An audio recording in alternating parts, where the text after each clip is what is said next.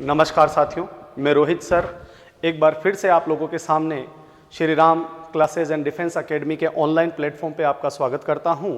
और आज हम जो भारतीय इतिहास की हमारी श्रृंखला चल रही है, इसी श्रृंखला के अंतर्गत आज हम परिपक्व हड़प्पा काल को पढ़ेंगे।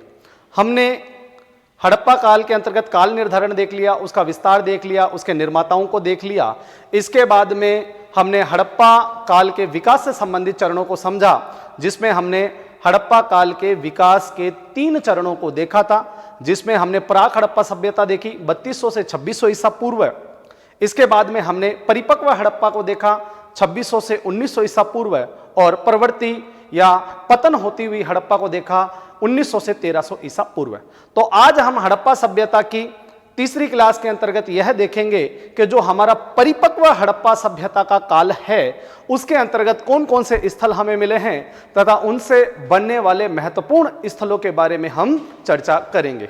मित्रों, आज हम देखते हैं परिपक्व या वास्तविक हड़प्पा सभ्यता को, जिसका काल अगर देखा जाए तो 2600 ईसा पूर्व से 1900 ईसा पूर्व रहा। परिपक्व हड़प्पा काल के निम्नलिखित स्थलों की अगर अपन बात करते हैं तो इसका पहला स्थल, जिसके नाम पे ही पुरातत्वविदों ने इसका नाम हड़प्पा सभ्यता भी रखा है, इसके बारे में अगर हम चर्चा करें तो हड़प्पा स्थल, सर्वप्रथम इस स्थल की जानकारी जो देने वाला व्यक्ति था, इसके बारे में हम चर्चा कर चुके हैं। यह था चार्ल्स मैनसन। हमने जब परिचय किया था तो पहली बार यही बताया था कि हड़प्पा सभ्यता की और पहली बार लोगों का ध्यान आकर्षित करने वाला पहला व्यक्ति कौन था? Charles Manson. इसके बारे में हमने बताया था कि 1826 ईस्वी में चार्ल्स मैनसन ने अपनी एक पत्रिका नैरेटिव ऑफ जर्नीस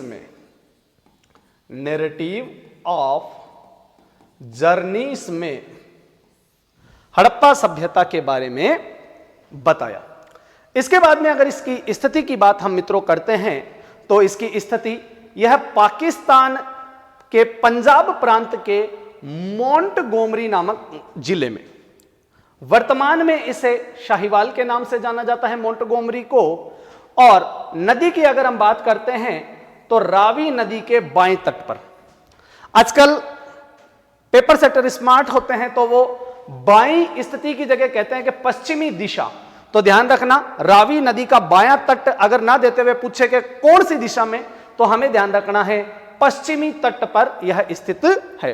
इसकी खोज की अगर हम बात करते हैं तो जॉन मोर्शल के नेतृत्व में दयाराम साहनी के द्वारा 1921 में इसकी खोज की गई तथा प्रारंभिक उत्खनन भी इन्हीं के द्वारा किया गया। तो हमें याद रखना है इसकी स्थिति पाकिस्तान के पंजाब प्रांत के मोंटगोमरी जिले में, जिसे वर्तमान में शाहीवाल जिले के नाम से जाना जाता है, यहां बहने वाली रावी नदी के बाएं तट पर। दिशा से संबंधित पूछे तो पश्चिमी तट पर स्थित है। खोज जॉन मोर्शल के नेतृत्व में। जॉन मोर्शल को हमने पढ़ा है, 1902 में इन्होंने पुरातत्व विभाग का पुनर्गठन किया था। इन्हीं जॉन मोर्शल ने सबसे पहले द इलस्ट्रेटेड लंदन न्यूज 1924 में अपनी पत्रिका में इसे सिंधु सभ्यता कहा। जॉन मोर्शल की एक पुस्तक की भी हम एक चर्चा कर चुके हैं, Mohenjodaro and the Indus civilisation. इस पुस्तक में इन्होंने इसे सिंधु सभ्यता नाम दिया था। तो पहली बार इस सभ्यता को सिंधु सभ्यता नाम देने वाले जॉन मोर्शल के नेतृत्व में दयाराम साहनी के द्वारा 1921 में इसकी खोज की गई और प्रारंभिक उत्खनन भी दयाराम साहनी के द्वारा ही किया गया। इसके बाद में अगर हम बात करें कि दयाराम साहनी के बाद में इसका उत्खनन और भी कई लोगों ने किया है, तो इसमें ध्यान रखना, माधव स्वरूप वस्त ने 1926 में और मार्टिन व्हीलर ने 1946 में बहुत बड़े स्तर पर, व्यापक स्तर पर इसका उत्खनन किया था।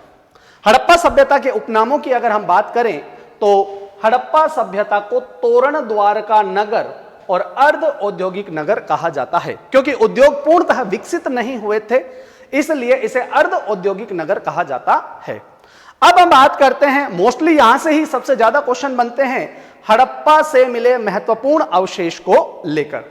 तो हड़प्पा से हमें 2 टीले मिले हैं। देखो, पूरी की पूरी सिंधु सभ्यता के अंतर्गत खुदाई में जब खुदाई की जाएगी तो इस तरह से दो टीले मिलेंगे। एक होगा पूर्वी टीला जहां सामान्य जनता निवास करेगी, इसे नगर टीला कहा जाएगा। और एक होगा आपका पश्चिमी टीला जो ऊंचाई पे स्थित होगा, इसे दुर्ग टीले के नाम से संबोधित किया जाएगा। तो ये चीजें हमें ध्यान रखनी है, बेसिक है ये। हम बाद में इसकी और विस्तार से चर्चा करेंगे कि नगर नियोजन कैसा था, इसके बारे में डिटेल से चलेंगे। तो हड़प्पा से मिले महत्वपूर्ण अवशेषों में दो टीले मिले हैं। पूर्वी टीला जहां जनता निवास करती थी, इसलिए इसे नगर टीले से संबोधित किया जाता है। और पश्चिमी जो टीला है, इसमें सामान्यतः या तो कोई बड़ा व्यापारी या कोई श्रेष्ठी वर्ग का आदमी या फिर कोई ब्राह्मण वर्ग का उच्च आदमी या फिर कोई शासक निवास करता था, इसलिए इसे कहा गया है दुर्ग टीला। तो सबसे पहली बात, दो टीले हमें यहां से मिले हैं। इसके बाद में अगर हम बात करें तो यहां से दक्षिण दिशा में एक कब्रिस्तान मिला जिसे R37 के नाम से संबोधित किया गया है। क्या कहा गया? R37। यह आवास क्षेत्र के, पूछा जाए कौन सी दिशा में मिला, तो दक्षिण में स्थित है। इस कब्रिस्तान के उत्खनन को लेकर डीप सवाल बने। किसने? तो J.M. केनोयर ने, पुरातत्वविद J.M. केनोयर ने इसका उत्खनन किया था। यह बात ध्यान रखनी है। इस कब्रिस्तान से हमें देवदार की लकड़ी से बनी शव पेटिका, कैफिन, ताबूत मिला है। पुरातत्वविदों ने इसे विदेशी की कब्र बताया है। ध्यान रखना, सीधा सीधा सवाल बने, निम्नलिखित में से हड़प्पा सभ्यता का वह स्थल जहां से ताबूत के साक्ष्य मिले हैं, कैफिन के साक्ष्य मिले हैं, शव पेटिका के साक्ष्य मिले हैं, तो वह है हड़प्पा स्थल। किसका बना हुआ था? देवदार की लकड़ी से निर्मित था। इसके बाद में कहते हैं कि जब वैदिक सभ्यता में आते हैं तो हमारे भारत का पहला ग्रंथ संस्कृत में लिखा गया ऋग्वेद। इस ऋग्वेद में एक शब्द लिखा गया है हरियूपिया। इस हरियूपिया का समीकरण या तुलना इतिहासकारों ने या पुरातत्वविदों ने किससे की है? हड़प्पा से की है। तो सीधा साधा क्वेश्चन बने कि ऋग्वेद में उल्लेखित हरियूपिया की तुलना की जाती है हड़प्पा से। इसके बाद में देखो मित्रों, सबसे ज्यादा जो क्वेश्चन बनते हैं वो हड़प्पा के अनागार को लेकर बनते हैं। अन्न को रक्षित करने या संरक्षित करने का जो स्थान है, यहां से गेहूं और जौ के साक्ष्य मिले थे, इसलिए इसे अनागार कहा गया है। हड़प्पा से मिला सबसे बड़ा अवशेष क्या था? अनागार था। यह अनागार 12 कमरों वाला एक विशाल भवन था जिसमें आमने सामने की पंक्तियों में 6-6 करके 12 कमरे बने थे। प्रत्येक कमरे का अगर व्यास पूछा जाए तो 50 बाई 20 फीट, 50 फीट चौड़ाई और 20 फीट लंबाई में ये कमरे बने थे। यह जो भवन मिला है, यह नगर टीले के पश्चिमी द्वार पर, यानी कि जो पूर्वी टीला है वो नगर टीला है और पूर्वी टीले के पश्चिमी द्वार पर यह स्थित था। यहां पे अन्न को संरक्षित किया जाता था। लेकिन सवाल पूछे कि मार्टिन व्हीलर ने इस अनागार को क्या कहा है, तो मार्टिन व्हीलर ने इसे मैगजीन दुर्ग यानी कि शस्त्रागार कहा है कि यहां पे हथियार रखे जाते थे। लेकिन इसे माना नहीं गया क्योंकि हड़प्पा सभ्यता जो है वह युद्ध योगिन बस्ती नहीं थी, यहां के लोग युद्ध प्रिय नहीं थे, इसलिए इसे अनागार कहना ही उचित होगा। इसके अलावा हड़प्पा के प्रत्येक घर से शौचालय के अवशेष मिले हैं। हड़प्पा के प्रत्येक घर से हमें शौचालय के अवशेष मिले हैं। इसके बाद मित्रों अगर हम बात करें तो हड़प्पा के दुर्ग टीले के उत्तर में एक अन्य टीला और मिला है जिसे माउंट एफ की संज्ञा दी गई है। सीधा सीधा सवाल पूछे कि हड़प्पा के दुर्ग टीले के उत्तर में मिले एक अन्य टीले को क्या नाम दिया गया? माउंट एफ नाम दिया गया है। यहां से कर्मचारियों, हड़प्पा से कर्मचारियों और मजदूरों के बैरक मिले हैं, या हम कह सकते हैं कि यहां से हमें श्रमिक आवास, मजदूरों के मकान भी मिले हैं। श्रमिक आवास के साक्ष्य मिले हैं। स्त्री के गर्भ से निकलते हुए पौधे की मरण मूर्ति मिली है। वेरी वेरी इंपॉर्टेंट, कई एग्जामों में, एसआई में, यूपीएससी में, आरएस प्रीलिम्स में, सेकेंड ग्रेड टीचर में, रीट में, आरटेट में, पीटीटी में, सभी में लगभग यह क्वेश्चन बहुत बार आया है कि स्त्री के गर्भ से निकलते हुए पौधे की मरण मूर्ति मिली है हड़प्पा से। लेकिन जॉन मोर्शल ने इसकी तुलना किससे की है? तो हमें याद रखना है पृथ्वी माता से इसकी तुलना जॉन मोर्शल ने की है। यहां पर एक मुद्रा में पैर में एक मुद्रा मिली है जिस पर पैर में सांप दबाए हुए गरुड़ का अंकन मिलता है। ध्यान रखना, प्राक हड़प्पा के अंदर अगर पूछा जाए कि प्राक हड़प्पा स्थलों में से ऐसा स्थल जहां पे पैर में सांप दबाए गरुड़ का अंकन, तो मित्रों हमें याद रखना है नाल से मिला है। नाल एक स्थल अपने पढ़ा था, वहां से यह मिला है। लेकिन परिपक्व हड़प्पा या वास्तविक हड़प्पा में ऐसा स्थल पूछे तो हड़प्पा है, और हड़प्पा से एक मुद्रा मिली है जिसके पैर में सांप दबाए हुए एक मुद्रा पर अंकन मिलता है। इसके बाद में हड़प्पा से क्या मिला, तो मित्रों हड़प्पा से पीतल की इक्का गाड़ी, पीतल की इक्का गाड़ी, एक आदमी जिसको चलाता है उसे इक्का गाड़ी कहते हैं। बिना सर की पुरुष धड़ की पाषाण मूर्ति, बिना सर यानी कि सर रहित पुरुष की पाषाण धड़ मूर्ति यहां से मिली है। लाल पत्थर की मानव मूर्ति, मानव की मूर्ति मिली है जो लाल पत्थर की। वहीं काले पत्थर की जो मानव मूर्ति मिली है वो एक डांसर की है, नर्तक की मूर्ति मिली है। और इससे सवाल पूछा जाए कि जॉन मोर्शल ने काले पत्थर की नर्तक की मूर्ति को, या जॉन मोर्शल ने हड़प्पा से मिली नर्तक की मूर्ति की तुलना किससे की है, नटराज शिव से की है। किससे की है, नटराज शिव से। तो सीधा सीधा पूछा जाए कि निम्नलिखित में से हड़प्पा से मिली डांसिंग आकृति को किसने नटराज शिव की उपमा दी है, जॉन मोर्शल के द्वारा दी गई।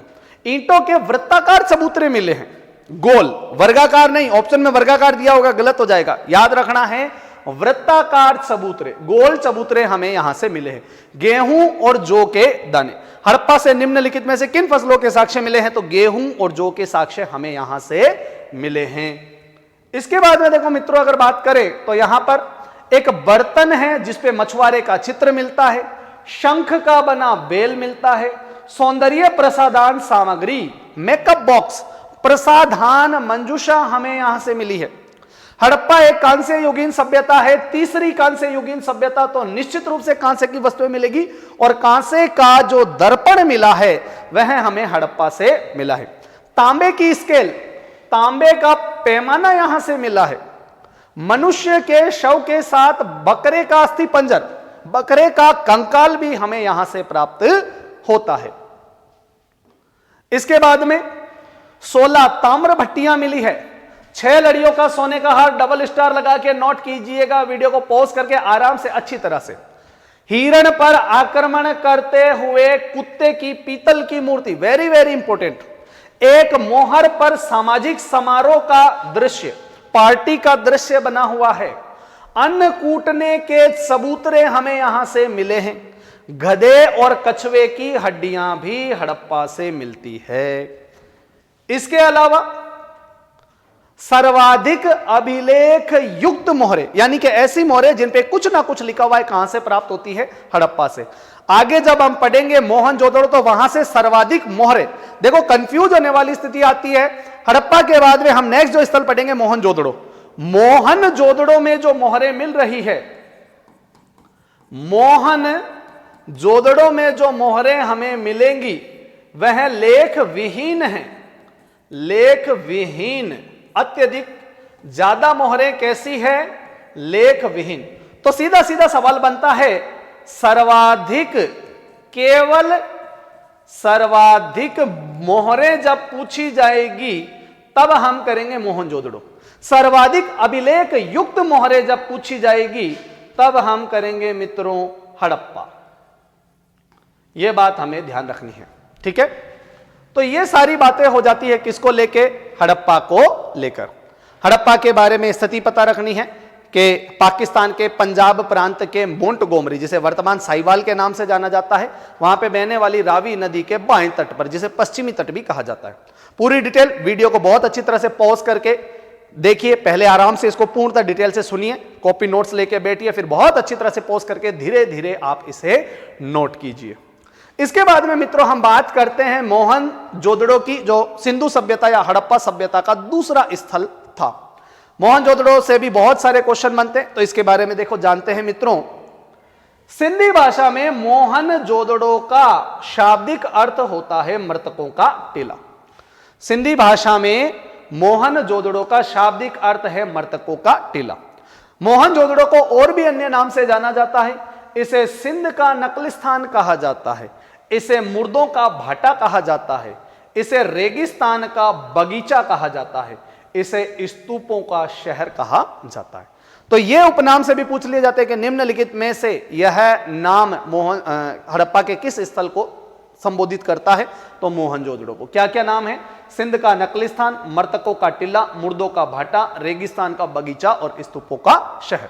आगे इससे संबंधित बिंदुओं की जब हम बात करते हैं मित्रों, तो देखो मोहनजोदड़ो की स्थिति की बात करें तो यह भी पाकिस्तान में है, पाकिस्तान के सिंध प्रांत में। हड़प्पा जो था वह पाकिस्तान स्थित पंजाब प्रांत में था, जबकि मोहनजोदड़ो सिंध प्रांत के लरकाना जिले में सिंधु नदी के दाएं तट पर, वो बाएं तट पर था, यह दाहिने तट पर है। अगर दाहिने तट पे होगा तो दिशा कौन सी हो जाएगी? पूर्वी दिशा। इसके बाद में देखो मोहनजोदड़ो और हड़प्पा के अगर बीच की दूरी पूछी जाए तो दोनों के बीच में जो डिफरेंस है वो 640 किलोमीटर का अंतर है, इन दोनों की दूरी। एक इतिहासकार हुए पिगट महोदय, स्टुअर्ट पिगट ने हड़प्पा व मोहनजोदड़ो को सिंधु सभ्यता की जुड़वा राजधानी कहा है। सीधा सीधा पूछा जाता है कि निम्नलिखित में से वह कौन से इतिहासकार हुए हैं जिन्होंने हड़प्पा और मोहनजोदड़ो को एक बड़े साम्राज्य की दो जुड़वा राजधानियां कहा, तो पिगट महोदय के द्वारा यह बात कही गई है। इसके बाद हम अगर बात करें मित्रों, तो खोज को लेकर जब बात की जाएगी तो राखलदास बनर्जी या बंदोपाध्याय, एक ही बात है, राखलदास बनर्जी ने कब 1922 में इसकी खोज की।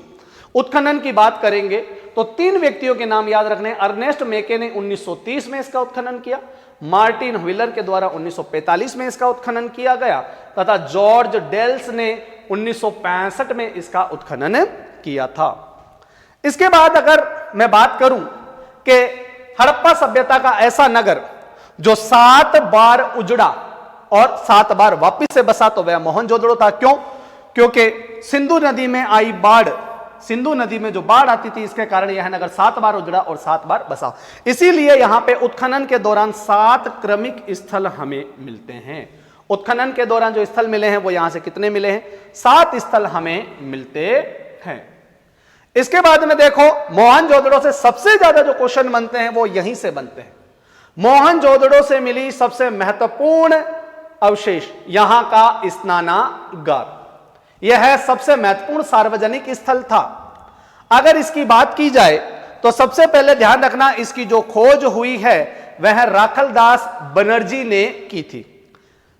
स्नानागार की जो स्थिति है वो याद रखना मित्रों, यह दुर्ग टीले में स्थित था। क्या काम आता था? तो धार्मिक उद्देश्यों की पूर्ति हेतु यह काम में आता था। वर्तमान समय में भी जब हम देखते हैं कि जब कोई व्यक्ति की मृत्यु हो जाती है तो हम सातरवाड़े के लिए एक साथ दाग होने के बाद में, अस्थियों को जलाने के बाद में जब हम देखते हैं तो हम क्या करते हैं? एक साथ नहाते हैं। तो इसका भी यही था कि यह दुर्ग टीले में स्थित, और कोई भी धार्मिक अनुष्ठान जब होता था तो लोग यहां पे एकत्रित होते थे। अगर हम इसकी स्थिति देखें तो यह 23 फीट चौड़ा और 39 फीट लंबा तथा 8 फीट गहरा था। मेजरमेंट आप इसका ध्यान रखेंगे, 23 फीट चौड़ा, 39 फीट लंबा और 8 फीट यह गहरा था। उत्तर से दक्षिण दोनों ही दिशाओं में सीढ़ियां थी। पूछे कि स्नानागार में उतरने के लिए सीढ़ियां कहां थी, तो उत्तर व दक्षिण दिशा में। सीढ़ियों की संख्या पूछे तो 9 सीढ़ियां बनाई गई थी। सीढ़ियों की संख्या कितनी? 9 सीढ़ियां थी। जल निकासी दक्षिण पश्चिम दिशा में एक नाला बना हुआ था जिसपे एक घुंडी लगाई गई थी। उस घुंडी को जब भी निकाला जाता पूरा जल खाली हो जाता। इसको भरने के लिए कहते हैं कि जो इसके पास में एक कमरा बना था और उसी कमरे में एक कुआं था और इसी कुएं से यही दक्षिण पश्चिम की नाली जुड़ी हुई थी।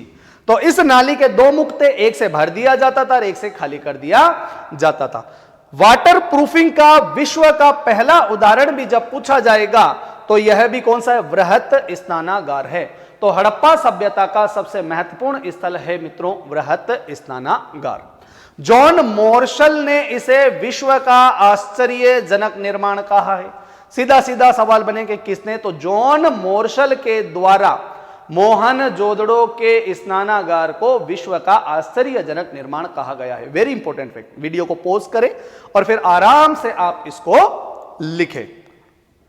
डीडी कौशांबी ने इस स्नानागार की तुलना पुष्कर के कमलताल से की है।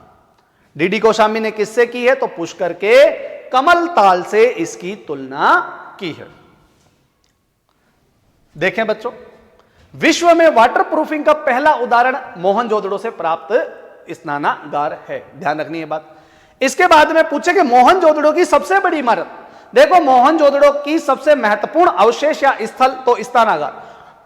अगर मेजरमेंट के हिसाब से पूछे तो मोहनजोदड़ो की सबसे बड़ी इमारत तो उसका अनागार है। क्यों? क्योंकि वो तो 23 फीट और 39 फीट, यहां पे मीटर में है चौड़ाई, जो फीट से ज्यादा होती है।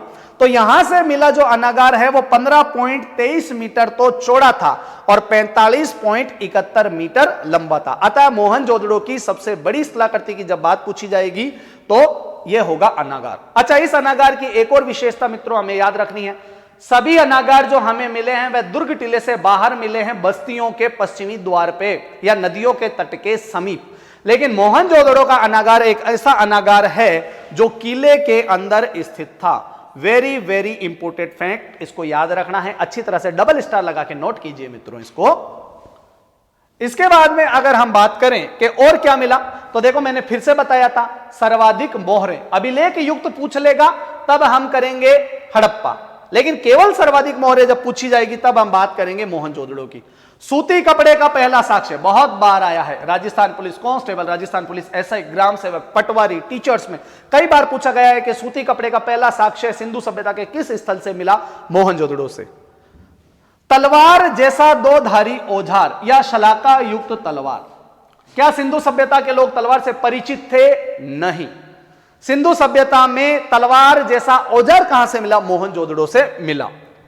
हाथी का कपाल खंड, हाथी का पूरा सिर का अस्थि पंजर कहां से मिला है? मोहनजोदड़ो से। कुम्हारों के 6 भट्टे, बर्तन सेंकने का स्थान जहां कुम्हार अग्नि के द्वारा मिट्टी, कच्ची मिट्टी से बनाए गए बर्तनों को सेकते हैं। 6 भट्टे मिले हैं। कुम्हारों की बस्ती मिली है। सीपी की बनी हुई पटरी मिली है। सीपी से बनी हुई पटरी हमें मोहनजोदड़ो से मिलती है। इसके अलावा गले हुए तांबे का ढेर मिला है। ताम्र का ढेर मिला है गला हुआ। गीली मिट्टी पर कपड़ा मिला है। चांदी के बर्तन में सूती कपड़ा मिला है। तांबे के उपकरणों को लपेटे हुए कपड़ा मिला है जो सूती धागे से बंधा हुआ है। तो सूती धागा या सूती कपड़े का अवशेष पूछे तो मोहनजोदड़ो से। सर्वाधिक कुएं सिंधु सभ्यता के किस स्थल से प्राप्त होते हैं? मोहनजोदड़ो से सर्वाधिक कुओं की प्राप्ति होती है। Very very important fact note लगा के नोट करना है। KUR केनेडी महोदय ने, KUR केनेडी महोदय ने यहां के कंकालों से मलेरिया के साक्ष्य खोज लिए। तो पूछे कि निम्नलिखित में से वह व्यक्ति जिसने मोहनजोदड़ो के कंकालों से मलेरिया के साक्ष्य खोज लिए? KUR Kennedy. Very very important. कब्रिस्तान का कोई साक्ष्य नहीं मिला है। कब्रिस्तान का, आप बोले सर कंकाल मिले। देखो, कब्रिस्तान कहते हैं जहां पे लाइन वाइज क्रमबद्ध तरीके से एक के बाद एक कब्र ढकी हुई मिली खुदाई के दौरान, लेकिन यहां पे जो मिले हैं कंकाल में बहुत दूरी पर मिले हैं, एक साथ नहीं मिले। तो यह कब्रिस्तान का अवशेष नहीं है। इसका मतलब मोहनजोदड़ो से कोई कब्रिस्तान नहीं मिला है। इसके बाद बात करते हैं एक मुद्रा के अग्रभाग पर योगी, आगे के भाग पर तो है एक महात्मा या योगी, और पश्चिमी भाग पर वृषभ बेल की आकृति हमें मिलती है। ध्यान रखना है कि ऐसी मोहर कहां से मिली है? मोहनजोदड़ो से। जिसके अग्रभाग पे योगी और पश्चिम भाग पर वृषभ हो तो मोहनजोदड़ो से। 20 स्तंभों वाला भवन, डबल स्टार लगा के नोट करेंगे। निम्नलिखित में से सिंधु सभ्यता का वह स्थल जहां से 20 स्तंभों वाला भवन मिला है, तो हम बात करेंगे किसकी? मोहनजोदड़ो की। ऊंट की अस्थियां मिली है। कई बार पूछा गया है बकरे के पीछे चाकू लिए व्यक्ति का चित्रण कहां से प्राप्त होता है? मोहनजोदड़ो से। किसका निर्धारण करता है? पशु बलि का साक्ष्य है। किसका साक्ष्य है? पशु बलि का। सुमेरियन नावों का मोहर पर अंकन मिलता है। तांबे की हेयरपिन मिलती है। तांबे की हेयरपिन। इसके अलावा मोहर पर व्याघ्र से लड़ते, व्याघ्र का अर्थ बाघ या चीता, बाघ या चीता, तो चीते से लड़ते हुए व्यक्ति का चित्रण कहां पर मिलता है? तो हड़प्पा की मोहर पर मिलता है। मिट्टी के रथ का नमूना मिला है। सीप का पैमाना हमें यहां से मिलता है। तो मित्रों, ये सारी बातें हमने की है हड़प्पा सभ्यता के दो महत्वपूर्ण स्थलों से।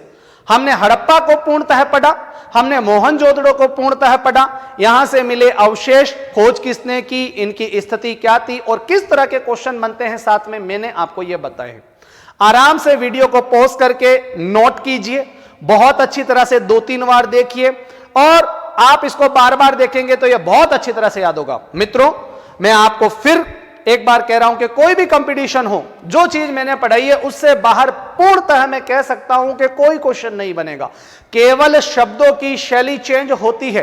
तो वीडियो को देखने के बाद आप हड़प्पा और मोहनजोदड़ो से संबंधित जितने भी प्रैक्टिस सेट क्वेश्चंस होते हैं उनको भी सोल्व करते जाइए। आगे आने वाले एग्जामों के लिए यह कक्षा आपके लिए बड़ी ही महत्वपूर्ण और उपयोगी सिद्ध होगी। आपको अगर यह वीडियो पसंद आया हो तो आप इसे ज्यादा से ज्यादा लाइक्स करें, शेयर करें, सब्सक्राइब करें। एक बार मैं पुनः Shri Ram classes and defence academy के ऑनलाइन मंच से आपका स्वागत करता हूं। मिलते हैं अपनी अगली क्लास में अन्य हड़प्पाई स्थलों के साथ। तब तक के लिए जय हिंद, जय भारत।